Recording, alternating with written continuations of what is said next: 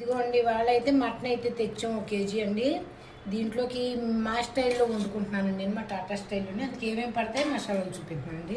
ఇదిగోండి ఉల్లిపాయ నూరామండి. ఇందులో నువ్వులు వేసేవండి, కొద్దిగా జీడిపప్పు వేసి అది కొంచెం ఎక్కువ కడుతున్నాండి. ఇదిగోండి అల్లం వెల్లుల్లి పేస్ట్ వేసాము, కానీ అల్లం వెల్లుల్లి పేస్ట్ చాలదండి, మటన్కి కొంచెం ఎక్కువ పడుతుందండి. ఉడకటానికి గమ్మును ఉడుకుతుందండి ఇది ఎత్తిని. ఇదిగోండి కారం, ఉప్పు, పసుపు అండి. కారం అంటే పచ్చిమిరకాయలు కూడా వేస్తాం కదండి, అందుకు సరిపడి వేసుకున్నామండి. ఇదిగోండి ఈ మసాలా అండి. ఈ ముక్కలకు బాగా పట్టించి ఒకసారి సీటీ తెప్పిందామండి. మాది ఘాటు ఎక్కువ ఉంటుందని చెప్తున్నాను కదండి, మేము చేసుకోండి. ఇప్పుడు ఇంతే అండి. ఇందులో పచ్చి నూనె పోసేసి కుక్కర్ పెట్టేయండి. ఇందులోనే లాజిక్ ఉందండి, చాలా బాగుంటుందండి. మనం వేగించి కుక్కర్లో ఉడకబెట్టి తాలింపేసి కంటే ఈ మాంసం మనం ఒకసారి వండితే మా ఊళ్ళు ఇలాగే బాగుంది ఉండి అంటున్నారండి. అందుకే ఎలా వండుతున్నాం. నువ్వులు అది వేసాం కదండి, చాలా మంచిదండి. 4 మురుసులు అయితే తీసి ఉంచాను, రేపు పొద్దున్న మీకు సూప్ తాగటానికి. ఇదిగోండి 2 గంటల పచ్చి నూనె వేసుకుందామండి, ఏం పాడవదు, చాలా బాగుంటుందండి. ఇదిగోండి మటన్ అయితే ఉడికిపోయిందండి. మటన్లో మా వాడు గుడ్డు లేకపోతే ఊరుకోడండి, చికెన్ అయినా మటన్ అయినని అక్కడ టాటా స్టైల్లో తింటారంటాడండి. ఇవాళ వేగింటున్నానండి, అందుకని గుడ్డు వేయించుకోవాలి కదండి. ఇదిగోండి మటన్ అయితే ఉడికింది, బాగానే ఉడికిందండి. ఇప్పుడు దీని తాలింపులు వేసుకోవాలండి, ఇదే మా స్టైల్ అంటామండి.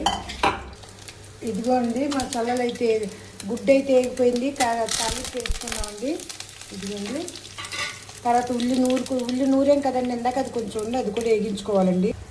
ఇదిగోండి కొద్దిగా తాలింపు ఎక్కువండి. గిన్నె ఏంటనుకుంటున్నారేమో అండి, సిల్వర్ కాదండి, అందుకే మీకు కిణం రావట్లేదండి. నిన్న నుంచి మర్చిపోయిన ఇండాలియం గిన్నె అండి, చాలా బాగుందని మా పని మనిషి కూడా అడిగింది, ఎక్కడ తెచ్చాము, నాకు కూడా తెచ్చిపెట్టాను. అమ్మ ఇది టాటాలో ఎప్పుడు కొనుక్కున్నాను ఆ గిన్నె అన్నాను.